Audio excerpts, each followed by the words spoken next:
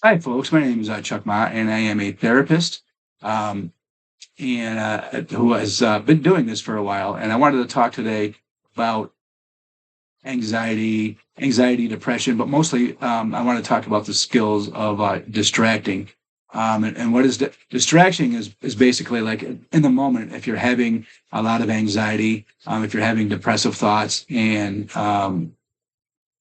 you can't seem to snap out of it, then ironically, distraction tools and focusing on and distraction tools are really kind of simple. It's a pretty simple concept and something you should be able to do, which is just if you wake up in the morning, for example, and you're feeling anxious or um, you're feeling like a wave of anxiety, you can distract yourself with something that's more pleasurable to you to do or listen to. A lot of the times it's about taking part in pleasurable activities.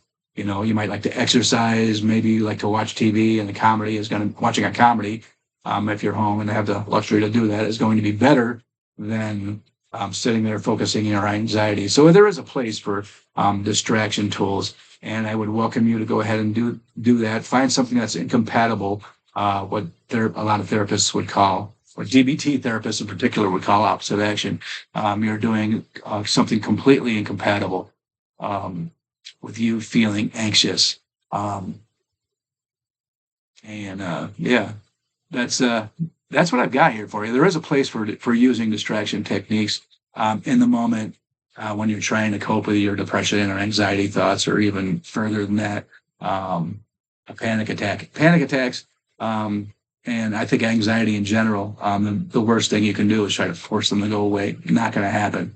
But you can go ahead and if you're in the grocery store, I say, okay, well, that's, accept that you're having this anxiety right now, and just say, it's part of who I am and what I do. Now let me get back to my grocery list and look at the next things that you might want to pick up and do. At home, it could be exercising. It could be just, it could be if prayer works for you. Go for it. If turning on a comedy on TV works for you, then go ahead and do it.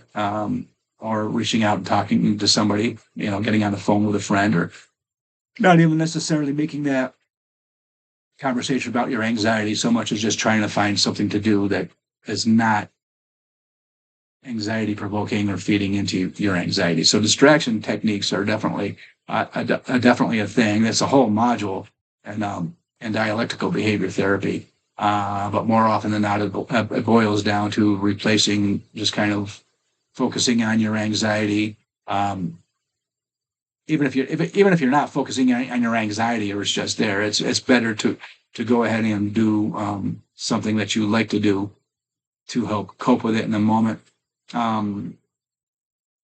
As a kind of a silly example, and I do this. I do this purposely, and some people might say that's not therapy. What do you do?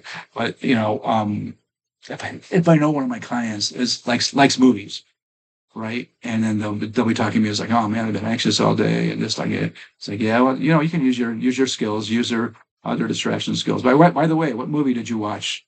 And then they notice that after a couple of minutes of really getting into a nice conversation about the movies, that their anxiety for one, is oftentimes not even there anymore, because they're focusing on stuff they'd rather be doing instead of focusing on that monster, I want to call it, that could be anxiety or depression thoughts, or especially if you have the habit of kind of starting and then ruminating and making them worse. So that's what I got for you for today. Feel free to comment. Feel free to subscribe to my channel, and I would look forward to talking to you soon. Again, my name is Chuck Mott, and I'll be posting more of these later. I'm going to start putting up more and more of these kind of free tools for you to use. So feel free to check back in. Feel free to subscribe. Feel free to like my channel, and I will see you then. Bye-bye.